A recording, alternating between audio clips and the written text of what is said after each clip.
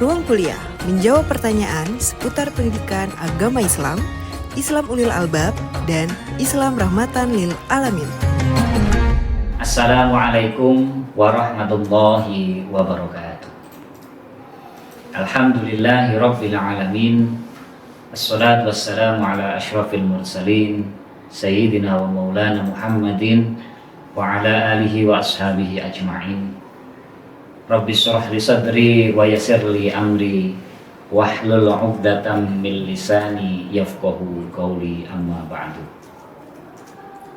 Alhamdulillah, puji dan syukur selalu kita haturkan kepada Allah Subhanahu wa ta'ala, karena tidak henti-hentinya kita mendapatkan nikmat dari Allah Subhanahu wa ta'ala berupa sehat, tentunya nikmat iman, nikmat Islam, nikmat ihsan yang selalu kita rasakan sehari-hari ini. Sehingga dengan itu semuanya kita patut bersyukur kepada Allah Subhanahu wa ta'ala dalam setiap keadaan, baik dalam keadaan yang lapang maupun dalam keadaan yang sempit sekalipun. Kita patut bersyukur kepada Allah Subhanahu wa ta'ala. Tidak lupa sholawat beserta salam, tidak lupa kita sanjung agungkan kepada baginda kita, Nabi Agung Nabi Muhammad sallallahu alaihi wasallam, karena kita tunggu-tunggu syafaatnya di yaumil kiamat nanti. Amin ya rabbal alamin.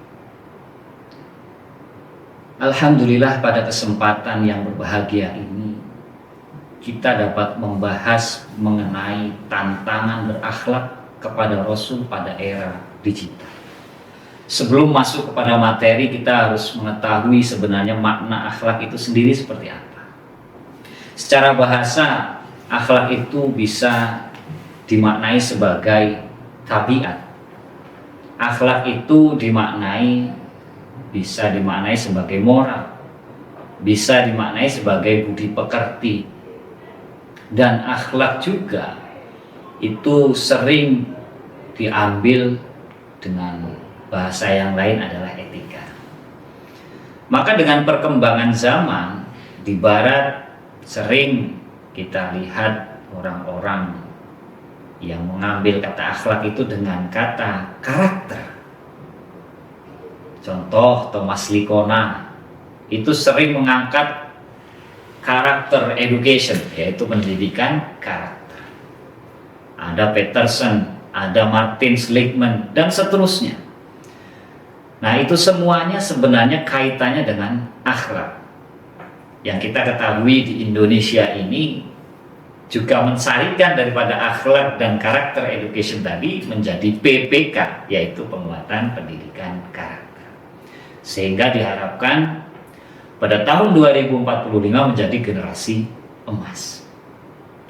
Dan kesempatan yang berbahagia ini kita tahu bahwa Imam Ghazali menyampaikan mengenai akhlak.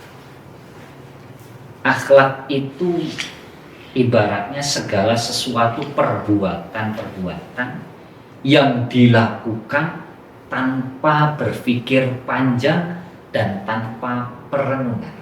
Nah, di sini sangat menarik sekali mengenai akhlak itu sendiri menurut Imam Ghazali. Sekarang kita bayangkan orang yang melakukan segala sesuatu tanpa adanya perenungan dan berpikir panjang, maka itu dikatakan spontanitas. Sedangkan spontanitas itu sendiri tidak bisa dilakukan seseorang jika dia tidak bisa memiliki habit atau kebiasaan. Jadi spontanitas itu berasal dari kebiasaan seseorang. Dan kebiasaan seseorang itu mula-mula adalah dari kegiatan-kegiatan yang dilakukan secara rutinitas terus-menerus. Nah, maka secara tidak langsung bahwa akhlak ini merupakan kegiatan-kegiatan seseorang yang sudah menjadi kebiasaan dilakukan secara spontanitas tanpa berpikir panjang dan tanpa perenungan. Itu menurut Imam Ghazali. Jadi menarik sekali. Dan ini menjadi hal yang sangat penting bagi kita semuanya untuk kita renungkan. Saya mengambil contoh apa yang disampaikan Kiai Haji Marzuki Mustamar, pengasuh Ponpes Sabilur Rasyad Malang, yang menyampaikan berakhlak kepada Rasulullah itu sebagaimana beliau sampaikan bahwa kita tampil apa adanya, tanpa mengada-ada, kemudian keluar dari hati nurani, dan itu tanpa adanya kebohongan-kebohongan maupun hal-hal yang diada-adakan. Contoh di Indonesia ya, ketika kita mengambil adat budaya Indonesia, berarti kita sudah memiliki, kalau dalam berpakaian misalkan kita berpakaian seperti orang di Indonesia, pakai peci, kemudian yang biasa pakai koko, pakai batik, pakai sarung, dan seterusnya. Itu juga sama, bahwa kita memiliki adat budaya yang tampil apa adanya. Itu menurut Kiai Haji Marzuki Mustamar. Dan beberapa tipe seseorang ketika kita meneladani Rasulullah Muhammad SAW dengan ajarannya itu menginspirasi kita. Pertama, misalkan tipe orang kan beda-beda. Ada orang yang pakaiannya jubah misalkan, kemudian tampil apa adanya, secara keilmuan juga baik, kemudian dikategorikan juga ulama, dan itu juga ada.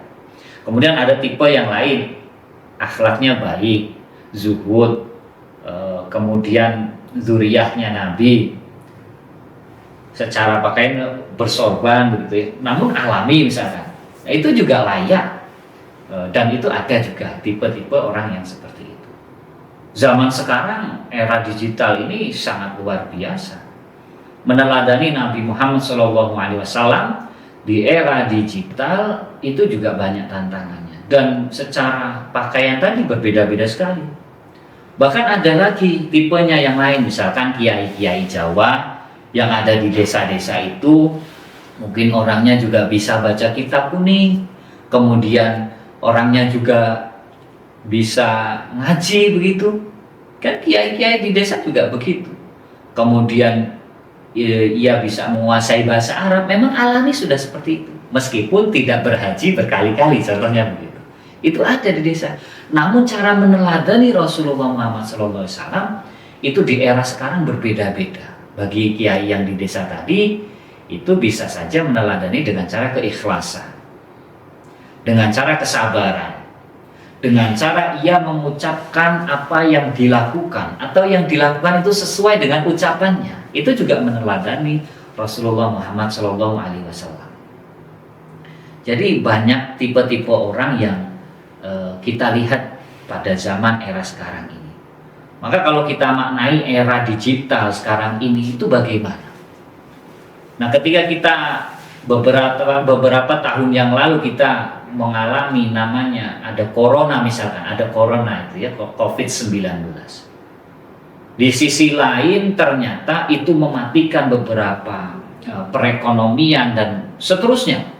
Tetapi sisi lain ternyata ini membuka wawasan bagi para kiai-kiai yang tadinya tidak melek teknologi, mohon maaf, bagi para guru-guru yang tidak melek teknologi, di era digital tersebut karena ada hikmah corona, maka semuanya ada buka teknologi gitu.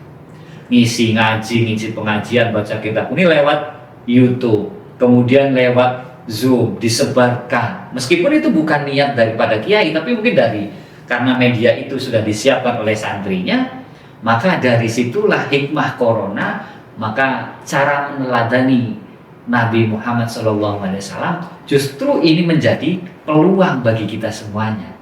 Tantangan yang tadinya dirasa sangat sulit untuk meneladani Rasulullah Muhammad SAW, ternyata ini jadi peluang gara-gara adanya COVID-19, ada corona itu sendiri.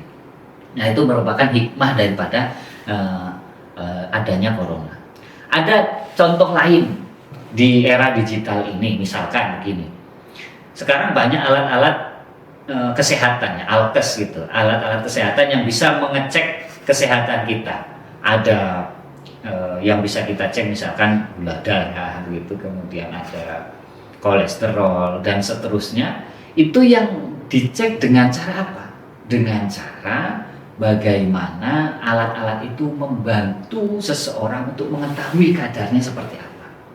Ketika dia sudah tahu sampai sejauh mana, tingginya seberapa, kolesterolnya seberapa, gula darahnya seberapa, maka dia harus punya cara, yaitu caranya dengan menahan diri untuk tidak makan makanan yang berlebihan dan seterusnya. Itu juga cara meneladani Rasul bahwa ia bisa menahan diri, ia bisa sabar. Nah, sabar, tidak boleh makan makanan tertentu menurut kadar-kadar kesehatan tertentu. Nah, di era digital ini merupakan tantangan sekaligus peluang bagi kita untuk meneladani Rasulullah Muhammad SAW. Nah, maka dari itu sangat baik sekali bagi kita jika kita mengambil hikmah tertentu daripada meneladani Rasulullah ini di era digital. Saya kira itu beberapa contoh, semoga kita semuanya bisa mengambil hikmahnya. Justru tantangan ini menjadi peluang bagi kita meneladani Rasulullah, bagaimana kita memanfaatkan teknologi-teknologi digital dengan sangat baik, dan kita bisa bersikap untuk meneladani apa yang menjadi sikap Rasulullah, terutama hal-hal yang sangat baik seperti kejujuran, Siti, kemudian kecerdasan, fatona, amanah, kemudian tablik dan seterusnya. Nah, semoga kita semuanya dijaga oleh Allah Subhanahu wa taala dan kita menjadi orang yang istiqomah dalam melakukan perbuatan-perbuatan itu. Terima kasih, mohon maaf yang sebesar-besarnya. Assalamualaikum warahmatullahi wabarakatuh. Ruang Kuliah menjawab pertanyaan seputar pendidikan agama Islam, Islam Ulil Albab, dan Islam Rahmatan Lil Alamin. Ruang Kuliah, persembahan dari Radio Dakwah Unisia, suara kebaikan, inspirasi kehidupan.